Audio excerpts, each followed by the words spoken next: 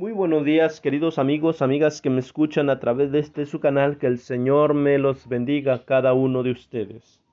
Miércoles 14 de agosto. El título es, para nuestra lección del día de hoy, Escuela Sabática, ¿quién es? Perdón, miércoles, no, estamos martes. Día martes 13 de agosto. El título es La montaña y la multitud. Vamos a hablar en esta mañana, queridos amigos, ¿qué es lo que sucede en una montaña?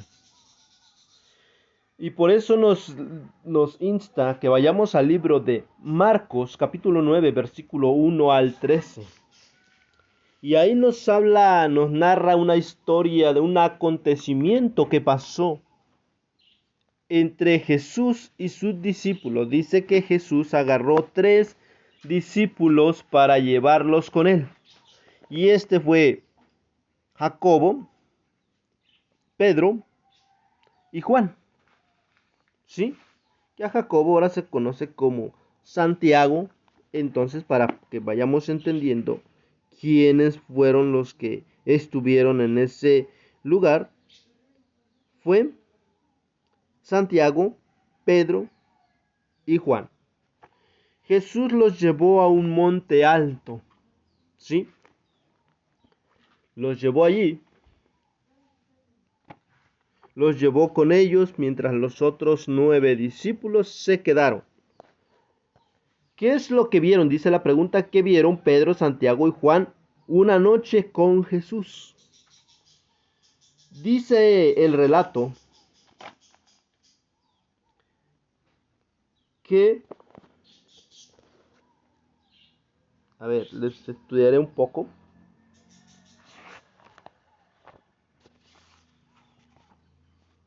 Permítanme. Ahora lo vamos a presentar en pantalla.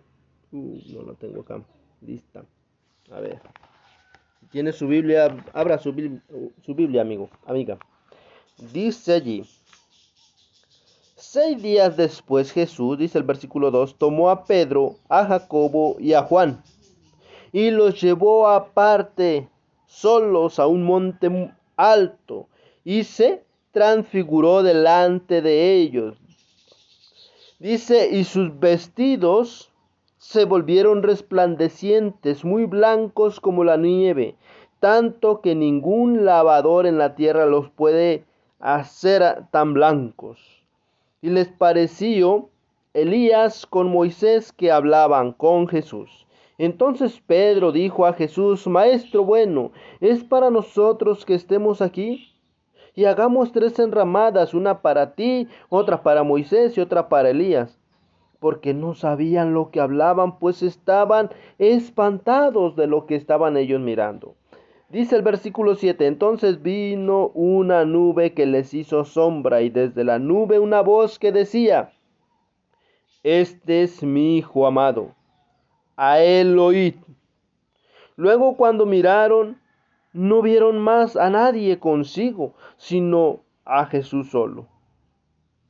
Entonces, queridos amigos, vemos qué es lo que vieron los discípulos Santiago, Juan y Pedro. Ellos se quedaron espantados al ver esa transfiguración, ver sus vestidos de Jesús y de los otros blancos, blancos, bien resplandecientes. Dice la palabra de Dios, tan blancos que ningún lavador puede o existe aquí en la tierra. ¿Sí? Ahora, vemos aquí, queridos amigos, la predicción de Jesús en Marcos 9, de que algunos estaban con él, no gustarían la muerte. Eso es lo que nos decía, ¿sí? Algunos no gustarían la muerte, o sea, no pasarían la muerte antes de ver el reino de Dios venir en gloria. Eso se cumplió pocos días después, cuando Jesús llevó consigo a Pedro, a Santiago y a Juan a un alto monte. Allí vemos que se transfigura ante ellos la gloria del reino celestial. ¿Sí?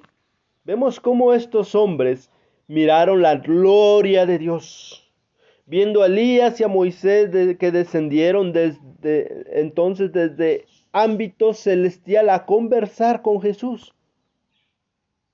¿Sí? Eso fue lo que ellos vieron, contemplaron el reino de Dios. ¿Sí? Por eso dice la palabra de Dios que algunos, dice, no gustarán de la muerte antes que de ver el reino de Dios. O sea, pocas palabras, sabemos que vamos a ver todos el reino de Dios. ¿Sí? Quizás algunos, la mayoría irá al descanso cuando venga el reino de Dios, cuando venga nuestro Señor Jesús con su reino. Veremos la gloria del Padre, veremos la gloria de nuestro Dios, pero después de la muerte, ¿verdad? Porque dice la palabra de Dios que los muertos resucitarán para ir al encuentro con Jesús. Pero vemos qué es lo que ocurre aquí. Hubo tres varones, tres varones, quienes vieron la gloria de Dios antes de bajar a la tumba. Y ese fue Pedro, Santiago y Juan. La mañana siguiente, tras la aspiración al monte, los tres discípulos preguntaron a Jesús acerca de la venida previa de Elías. Esta idea estaba probablemente ligada a la expectación de Elías, que reaparecería antes que el Mesías. Y eso lo vemos en Malaquías. En Malaquías nos los dice. Malaquías 4, 5 y 6 dice: He aquí yo os envío al profeta Elías, antes que venga el día de Jehová grande y terrible. Él hará volver el corazón de los padres hacia los hijos y el corazón de los hijos hacia los padres, no sea que yo venga y hiera la tierra con maldición. Vemos aquí, queridos amigos, es anunciado que vendrá Elías antes de la llegada del Mesías. ¿Sí? Y es por eso que los discípulos le preguntan estas palabras a Jesús. Pero Jesús contesta que Elías ya ha venido, refiriéndose a Juan el Bautista. Y así les dice Jesús, así como mataron a Juan el Bautista, también morirá el Mesías, pero el Mesías resucitará después de 3 días. Tras la noche de gloria, la escena al pie al monte era un triste caos. ¿Por qué? Porque los 9 discípulos habían encontrado a un muchacho endemoniado al que no pudieron sanar. ¿Sí? Pero cuando aparece Jesús en la escena, todos corren a su encuentro. ¿Sí? La historia sigue, ¿no? Con un desarrollo acerca del poder del demonio sobre el joven. Jesús dedica lo que parece un considerable tiempo de inquirir acerca de los detalles de la posesión demoníaca. Resulta demasiado para el padre, quien exclama, o sea, el padre del muchacho: si puedes algo, ayúdanos. Compadécete de nosotros. Eso lo vemos en Marcos 9:22, donde el padre implora, pero con una incredulidad, dice: si puedes, haz algo, ayúdanos, si puedes. No como los otros que llevaban sus ciegos, sus endemoniados, y le decía a Jesús: sana a porque con una palabra segura. Va dudando, dice: si puedes. Ahora Jesús capta inmediatamente la expresión de duda. La respuesta del Señor podría ser parafraseada de la siguiente manera: ¿cómo que si puedes? Súbitamente, como si fuera un relámpago, el padre percibe que no solo su hijo tiene un problema, él mismo tiene un problema de incredulidad, y esta puede impedir que su hijo sea sanado. Entonces el padre, desesperado, se abandona a la misericordia de Dios con la memorable frase: creo, ayuda mi incredulidad. Cuando esas palabras dijo, entonces Jesús sana al muchacho. ¿En qué situaciones, si las hubo, has tenido que clamar, querido amigo? ¿En qué situaciones has dicho, creo, ayúdame, ayúdame en mi incredulidad, ayúdame a no dudar, yo sé que tú puedes? ¿Qué has aprendido en esas experiencias, querido amigo? A veces nos ha pasado, Señor, si puedes ayudarnos, ayúdanos. No, querido amigo, el Señor ayúdanos porque sabemos que el Padre todo lo puede. Sí,